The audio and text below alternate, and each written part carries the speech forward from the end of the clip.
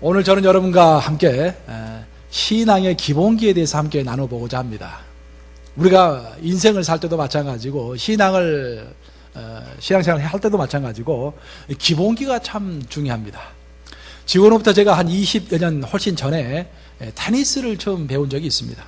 제가 즐기는 운동 중에 하나가 테니스인데 그때 테니스를 배울 때 저는 강사를 찾아가서 테니스 코치를 찾아가서 이 돈을 주고 비싼 돈을 주고 테니스를 배웠습니다. 제가. 근데 어떤 우리 친구들은 그냥 코치를 통하지 않고 곧바로 이렇게 테니스를 치더라고요. 잘 쳐요. 그런데 그래서 저는 제대로 배우고 싶어가지고 돈을 들여서 새벽에 일어나가지고 코치를 찾아가서 이제 테니스를 배웠는데 아니 이게 어찌된 일인지 한 달, 두 달, 세 달 아니 6개월이 될 때까지도 게임을 못하게 하는 거예요. 게임을 못하게 하고 계속 그 폼이라고 그러죠. 폼. 한국말로 폼이라고 그러는데 그 폼을 계속해서 가르쳐 주는 것입니다. 그 폼만 계속해서 연습하라고 하는 거예요. 참 지루하기도 하고 왜 이분이 이러시나라고 의문이 들기도 했습니다. 우리 친구들은 배우지도 않고 돈도 안 들이고 테니스를 치면서 공만 잘 연기고 게임도 재밌게 하는데 나는 왜 이렇게 돈을 들여서 이렇게 늦게까지 이렇게 연습을 해야 하는가. 그런데 세월이 지나면서 멀리 지나지도 않고 한 2, 3년 지나니까 그 이유를 알 수가 있었습니다. 이 폼을 배우지 않은 친구들은 처음에는 공을 잘 넘기고 재밌게 쳤지만 그 실력이 발전하지를 않아요. 항상 그 실력입니다. 그렇죠? 근데 폼을 배운 저는 어땠을까요? 폼을 배운 저는 폼을 배우고 나니까 처음에는 속도가 늦었지만 나중에는 게임했다고 하면은 제가 이기는 거예요. 그런 친구들에 비해서. 그래서 제가 배운 게 기본기가 중요하구나. 신앙에 있어서도 마찬가지고 우리의 인생에 있어서도 마찬가지고 기본기가 중요하구나. 그럼 신앙에 있어서 기본기가 무엇일까? 여러분 신앙에 있어서 기본기가 뭐라고 생각하십니까? 신앙에 있어서 기본기는 그 무엇보다도 태도인 것입니다. attitude. 우리는 정말 성령의 9가지 열매를 맺고 싶어합니다. 사랑이 많은 사람, 인자한 사람, 자비로운 사람, 젠틀한 사람, 궁유를 가진 사람, 다른 사람들 돕는 그런 사람이 되고 싶어해요. 그쵸? 그게 안 되는 거예요. 왜 안 될까? 가장 근본적인 이유는 우리의 마음과 우리의 시야가 하늘의 마음과 하늘의 시야를 가지고 있지 않기 때문에 아무리 노력하면 노력할수록 어려울 뿐인 것입니다. 하지만 우리가 기본적으로 내 마음부터가 예수님의 마음을 품고 있고 내 생각부터가 하늘의 생각을 품고 있고 또 내 소원부터가 하늘의 소원을 품고 있다면 내가 노력하지 않아도 내 입에서 나가는 모든 말은 하늘의 말이 되고 내가 하는 모든 행동은 예수님의 행동이 되고 내가 생각하는 모든 것은 성령님께서 기뻐하시는 생각이 된다라는 것입니다. 그래서 태도가 문제인 것입니다. 우리는 무슨 방법을 개발하기에 앞서서 나의 태도가 어떤 것인가 살펴보는 것이 그렇게 중요하고 필요한 것입니다. 아멘. 아멘. 제가 청년의 시절 때 영적 훈련을 받으면서 아주 감명 깊게 읽었던 짧은 글이 있습니다. 지금은 너무도 익숙한 글이 될지도 모르겠지만 어찌됐든 여러분들에게 한번 소개해 드리고자 합니다. 수십 년 전에 미국에는 베들레헴 철강회사라는 회사가 있었는데 그 회사에 찰스 수아브라는 사장이 있었습니다. 그 사람은 이 급변하는 환경에 맞춰 가지고 자신의 회사를 발전시키기 위해서 주야로 밤낮을 가리지 않고 열심히 일을 했음에도 불구하고 항상 그 시간이 부족함을 느끼는 거예요. 그래서 어떻게 하면 회사를 좀 더 잘 운영해 볼 수 있을까라고 생각해서 컨설팅 회사에 의뢰를 하게 됩니다. 그래서 그 컨설팅 회사에서는 아주 젊고 유능한 아이비 리라는 그런 청년을 보내줍니다. 그 청년은 회사의 구조를 처음부터 끝까지 다 살펴본 다음에 사장을 딱 만나가지고 이 회사에는 이것저것이 문제입니다라고 가르쳐 주게 됩니다. 그러자 그 제안을 쭉 듣고 있던 사장이 문득 이렇게 말합니다. 젊은이, 잠런이가 하고 있는 말은 다 좋은 말이야. 근데 문제는 내가 그것을 할 수 있는 시간이 없다라는 거야. 자녀는 다른 말 하지 말고 내가 제한된 시간을 가지고 어떻게 하면 좀 더 많은 일을 할 수 있을지 그것만 가르쳐 주면 되네. 그래서 그 말을 들은 아이비리라는 그런 청년은 가만히 생각해 보더니 종이 한 장을 꺼내가지고 사장 앞으로 쫙 내밀더라라는 것입니다. 사장님, 이 종이 위에다가 사장님이 내일 해야 할 6가지 일을 한번 적어보십시오. 그리고 그것을 우선순위에 따라서, 중요도에 따라서 번호를 매겨보시기 바랍니다. 그리고 내일 아침이 되면은 이 6가지 중에서 제일 먼저 1번이라고 쓴 그 항목만을 집중해서 일을 하시기 바랍니다. 그리고 1번이 끝나면은 2번을 하시고, 2번이 끝나면 3번을 하시고, 그런 식으로 일을 해보시기 바랍니다. 설사 내일 시간이 없어가지고 3번까지만 일을 하고 4번부터 일을 못했다 할지라도 괜찮습니다. 이미 가장 중요한 일은 끝냈기 때문입니다. 사장님은 내일부터 또 계속해서 그렇게 일을 하시고 또 사원들에게도 그렇게 하라고 한번 시켜보시기 바랍니다. 그래서 찰스 스와브 사장은 그 제안을 듣고 그대로 한번 실행을 해봤어요. 그리고 몇 달이 지난 후 놀라운 일이 벌어지게 되는 것입니다. 몇 달이 지난 후 찰스 스와브 사장은 그 방법이야말로 자신이 지금까지 배운 그 어떤 것보다도 자신의 경영을 아주 효과적으로 이끌어주는 방법인 것을 알게 되었습니다. 그래서 너무 감사해서 그 당시로서는 참 많은 금액이었던 25,000불이라는 금액을 체크로 끊어서 그 컨설팅 회사의 아이비 리라는 사람에게 보냈다라는 것입니다. 그리고 수십 년 전 이런 방법을 도입해서 무명의, 그 당시에는 하잘 것 없었던 그 무명의 베들레헴 철강 회사를 세계적인 철강 회사로 성장시킨 찰스 스와브는 나중에 이런 고백을 했습니다. 그 방법은 단순성 속에 위대함이 있다. 다시 해보시기 바랍니다. 단순성 속에 위대함이 있다. 단순성 속에 위대함이 있다. 나는 25,000불을 준 것에 대해서 지금도 전혀 후회하지 않는다. 여러분, 정말 신앙생활다운 신앙생활, 성경에서 말하는 신앙생활 하고 싶으십니까? 고민하지 마시고 단순하지만 근본적인 것, 단순하지만 핵심적인 것, 그것을 찾아서 지속해야 하는 것입니다. 디모데 후서 2장을 보면은 사도 바울은 아주 3가지의 비유를 통해서 단순하지만 우리의 근본을 변화시키고 우리의 그 삶을 핵심적으로 이끌어가는 3가지 비유를 우리에게 말하고 있습니다.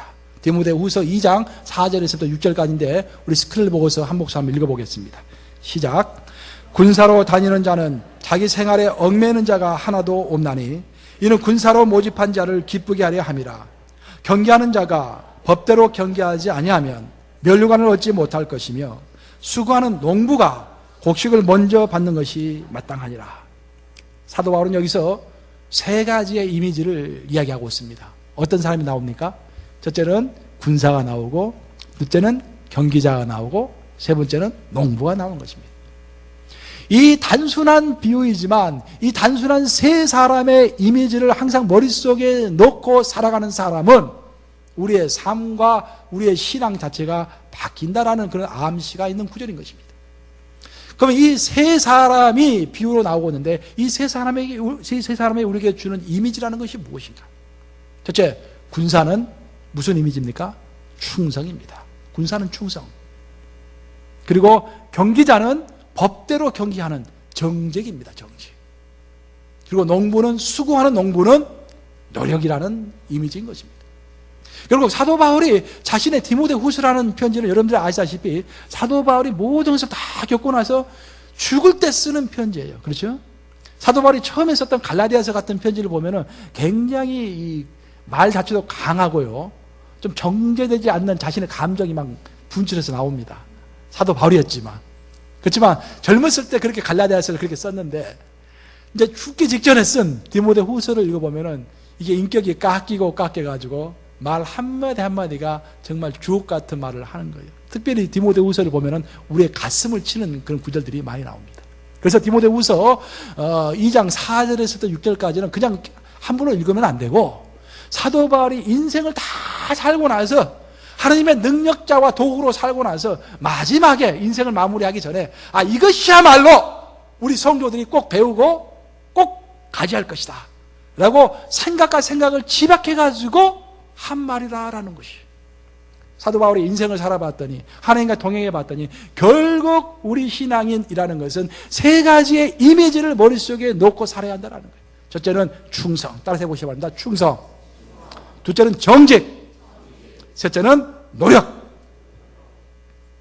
여기서 우리가 중요한 것을 깨달아야 하는데 충성, 정직, 노력, 이것은 어떤 일을 하기 위한 메서달러지, 방법이 아니라, 또 스킬이 아니라, 테크닉이 아니라 그것은 삶의 태도다라는 것입니다. 사도 바울은 우리에게 이거 할 때는 이렇게 해라, 저거 할 때는 저렇게 해라, 그렇게 말씀하지 않았어요. 만약 성경이 그런 것을 가르쳐줬다면 이것 가지고 굉장히 부족할 것입니다. 하지만 성경이 이것만으로도 충분한 이유는 원리, 프린서플을 가르쳐 주었는데, 그 프린서플은 다른 게 아니라 우리의 태도를 고치는 방법에 대해서, 태도를 어떻게 할 것인가를 가르쳐 주고 있기 때문에 이것만으로도 충분한 것입니다.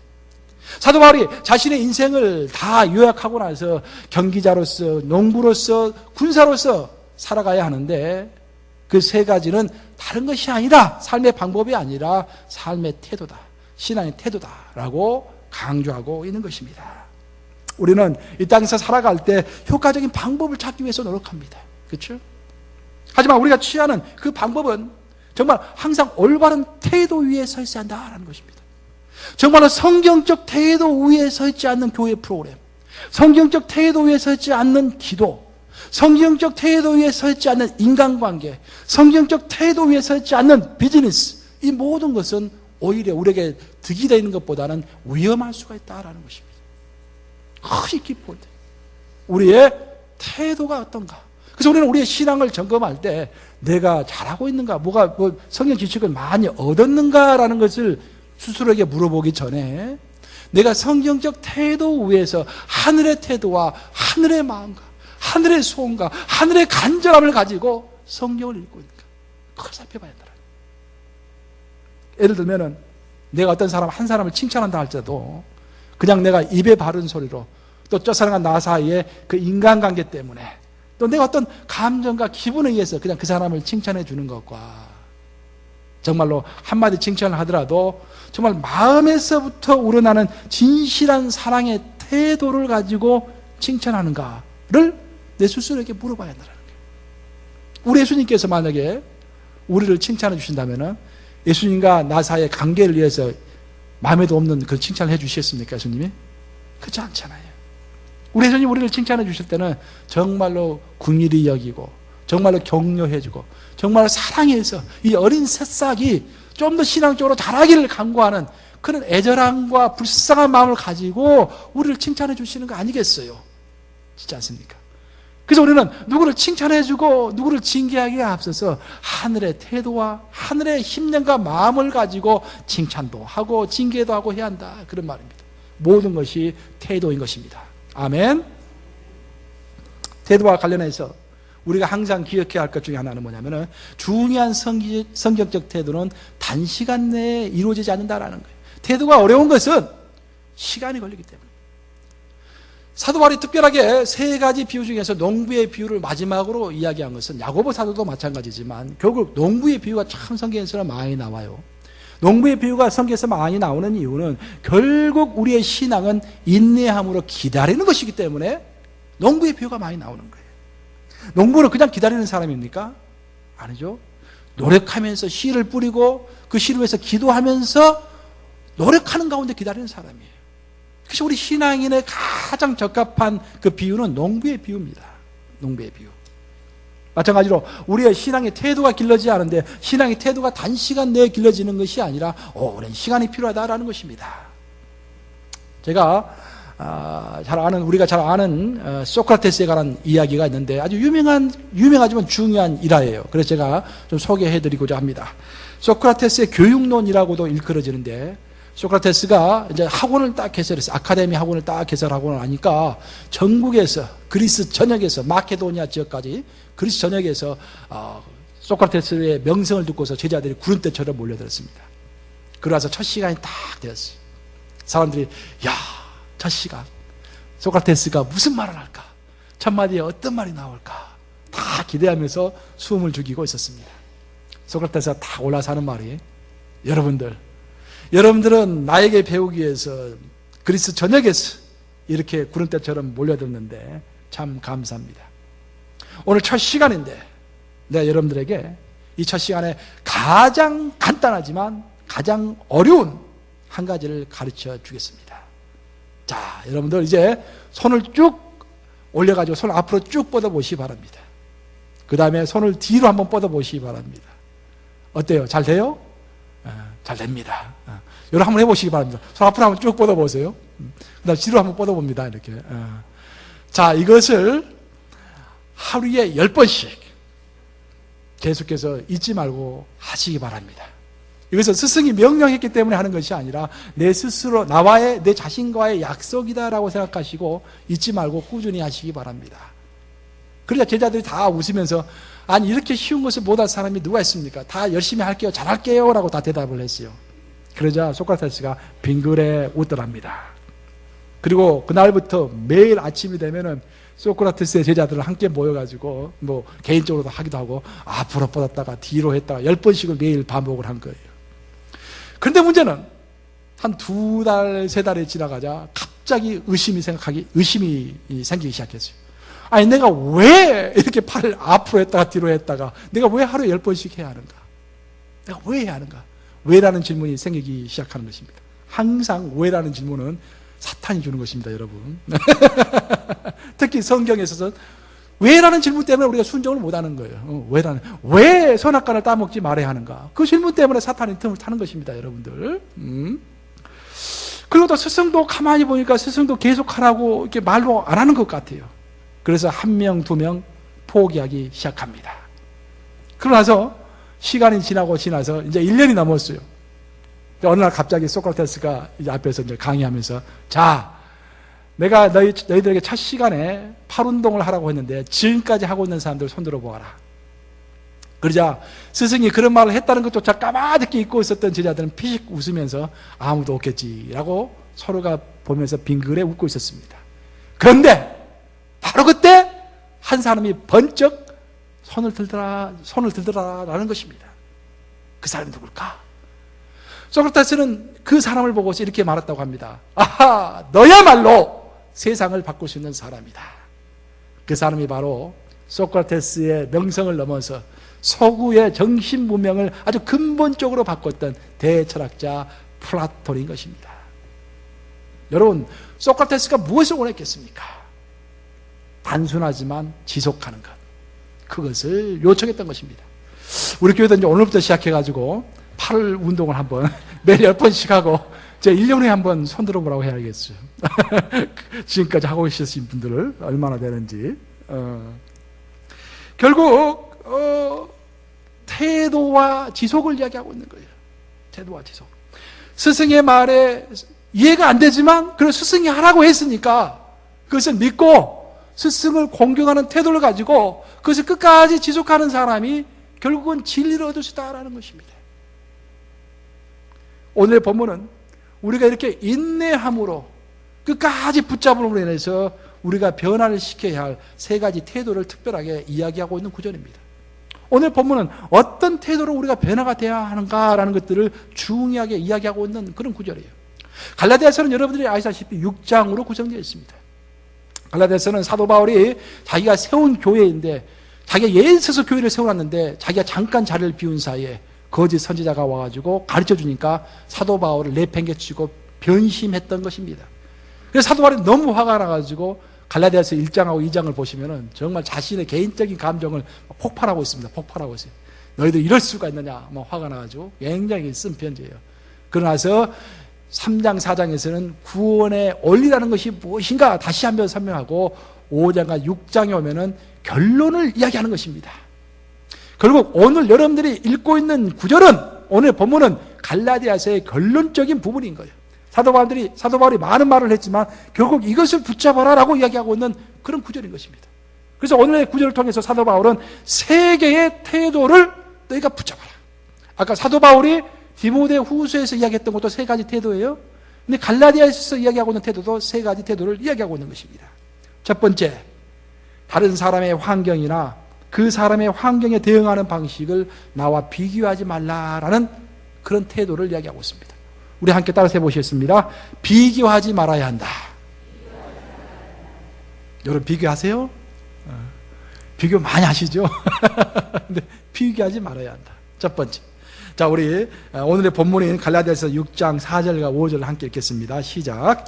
각각 자기의 일을 살피라. 그래야면 자랑할 것이 자기에게는 있어도 남에게는 있지 아니하리니 각각 자기의 짐을 질 것이라. 각각 누구의 일을 살피라? 자기의 일을 살피라. 남의 일을 살피기 전에 각각 내 일을 살피라라는 거예요. 왜냐? 각각 자신이 져야 할 뭐가 있다? 짐이 있다라는 거예요. 내 짐은 내가 책임지면 되는 것이고 다른 사람이 이렇게 신경 쓰지 말라라는 것입니다. 우리 각자가 져야 할 짐은 모두가 다른 것입니다.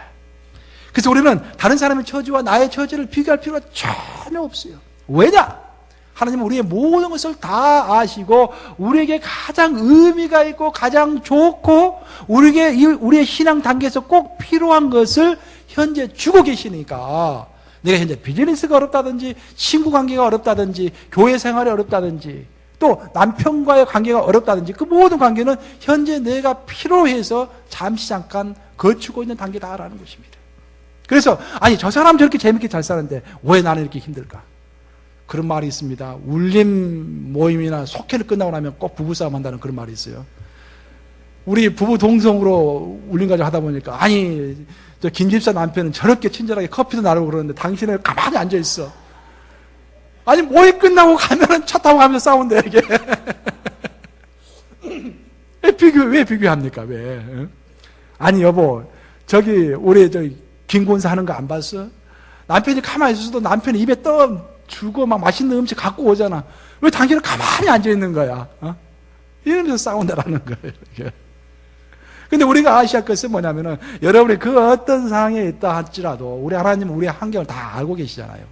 그래서 우리에게 가장 필요하고 가장 의미 있는 환경으로 오늘 이끄셨다라는 것입니다. 그래서 오늘 환경을 우리가 감사함으로 받아야 돼요. 그래서 항상 감사하라. 항상 감사하라. 왜 항상 감사해라? 모든 것이 하나님의 섭리이기 때문에. 그렇잖아요. 모든 것이 우연이라면 감사할 게 아무것도 없죠, 사실. 모든 게 불평, 불만이죠. 왜 더 좋은 것을 안 줄까? 나에게 100만 불이 주어졌다 할지라도 왜 나에게 1억 달러가 안 들어올까라고 불평할 거 아니에요. 하지만 오늘 내가 100불만 수입이 있다 할지라도 이것이 하나님의 섭리라고 믿는다면 그것이 감사한 거예요. 하나님께서 인도하셨으니까. 참새 한 마리도 하나님의 허락하심이 오시면 땅에 떨어지는 법이 없다. 그 무슨 말입니까? 모든 것이 하나님의 섭리이다. 믿는 자들에게 모든 것이 하나님의 섭리인 거예요. 왜? 믿는 자 안에는 누가 있다? 성령님께서 계심으로. 믿는 자는 누가 이끄신다? 우리가 자기 길을 계획할지라도 누가 이끄신다? 하나님께서 우리 길을 이끄심으로. 그렇기 때문에 우리가 남과 비교할 필요가 없고 나에게 주어진 이 상황을 정말 감사함으로 받고 하나님께 아멘 아멘 하면서 기뻐 찬양하고 감사함으로 승리해야 하는 것입니다. 오늘 본문을 통해서 사도 바울이 우리에게 두고 있는 두 번째 신앙의 태도는 존경의 태도입니다. 따라서 해보시기 바랍니다. 존경해야 한다. 우리 함께 본문 6절을 함께 읽습니다. 시작. 가르침을 받는 자는 말씀을 가르치는 자와 모든 좋은 것을 함께하라. 우리는요, 누가 나누라고 해서 나눌 수가 있는 것이 아니라 마음에 동함이 있어야 나눕니다. 그렇죠? 누가를 존경할 수 있어야 우리가 나눌 수 있을 거 아닙니까? 아유, 저 사람 미워 하면은 내가 차고 넘쳐도 나누지는 않지요. 근데 여기서 여러분들이 하나 간과하지 말아야 할 것을 꼭 잊지 말아야 할 것은 뭐냐면은 우리가 존경할 만해서 존경하기도 하지만 또 내 마음이 동해서 존경하기도 하지만 존경해야 하기 때문에 존경해야 하는 거예요. 그게 중요합니다. 존경해야 하기 때문에 존경하는 거예요. 그것이 성경의 가르침입니다. 여러분들 잘 아는 바리새인과 서기관들의 최대의 실수가 뭔지 아세요, 여러분들? 그들은 그 알량한 자존심 때문에 예수님을 존경하지 않았다라는 거예요. 사실 그들은 예수님의 설교를 다 들었어요. 그리고 뭐라고 그랬습니까? 이게 어찌된 일이냐? 이 사람 분명히 배우지 못한 사람인데 어디에서 이게 하늘의 음성이 들리는 것이냐? 라고 스스로 이야기했던 사람들이에요. 그 당시에는 오늘과 다르게 오늘날에는 하버드대학교나 에일대학교 졸업해야 이게 똑똑한 사람이다. 이렇게 좀 많이 배웠다. 그런 이야기 할 수가 있을지 모르지만 그 당시에는 그게 아니라 그 랍비아테 사사를 받아야 돼요. 개인적으로 가르침을 받아야 돼요. 학교가 없기 때문에. 유명한 랍비아테 배운 사람이 바로 그 학통의 학맥을 이어가지고 유명한 또 랍비가 되는 거예요. 그래서 내 스승이 누구냐가 최대로 중요했던 거예요. 근데 예수님은 이제 랍비라고 해가지고, 예수님을 랍비라고 그랬죠, 그 당시에.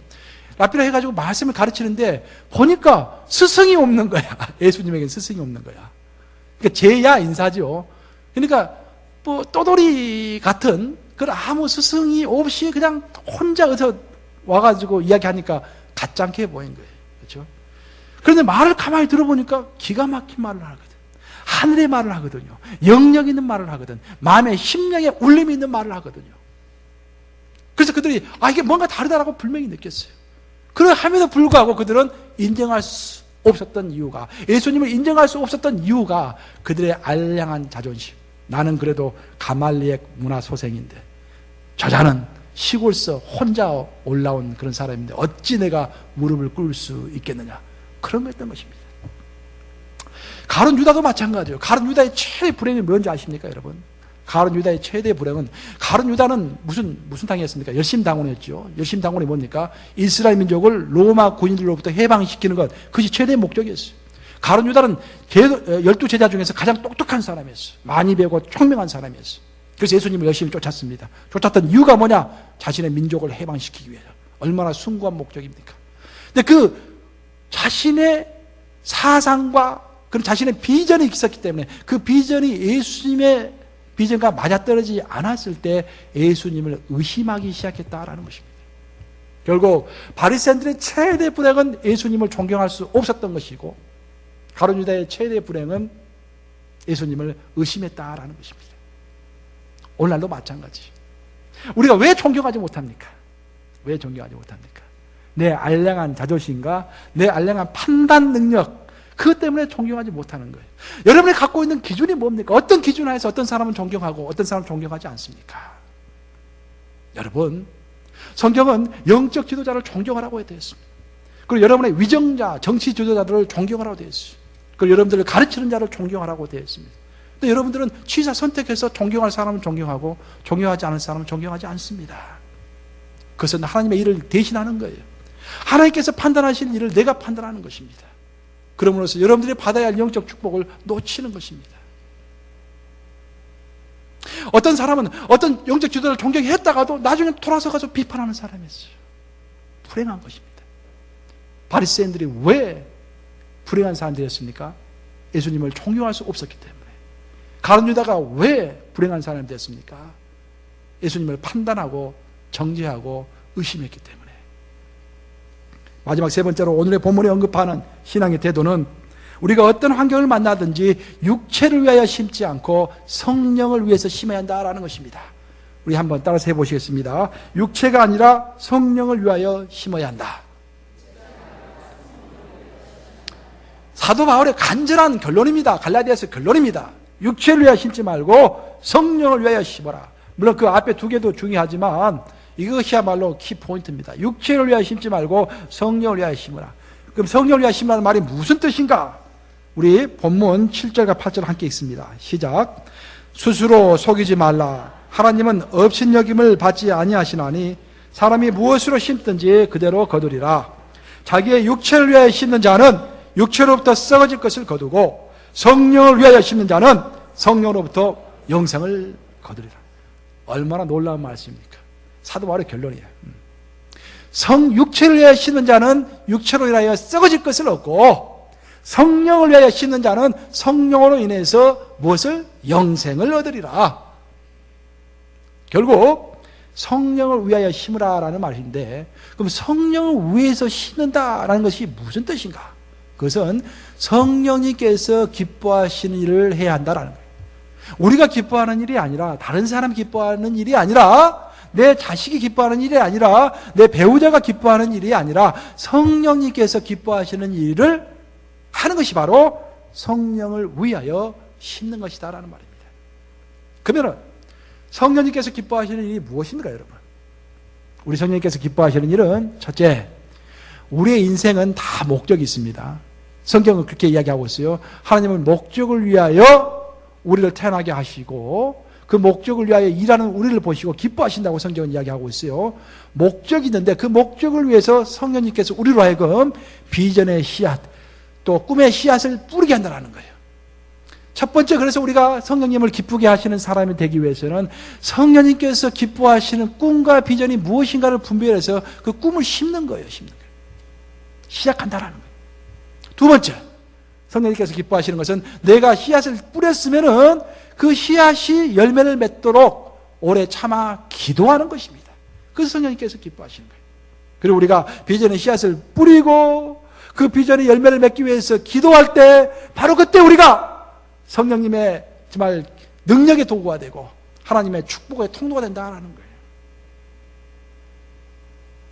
디트로이트에 가면은 제가 직접 가보지 않았지만 포드 자동차 회사의 설립자이며 자동차를 발명한 헨리 포드의 기념관이 있다고 합니다.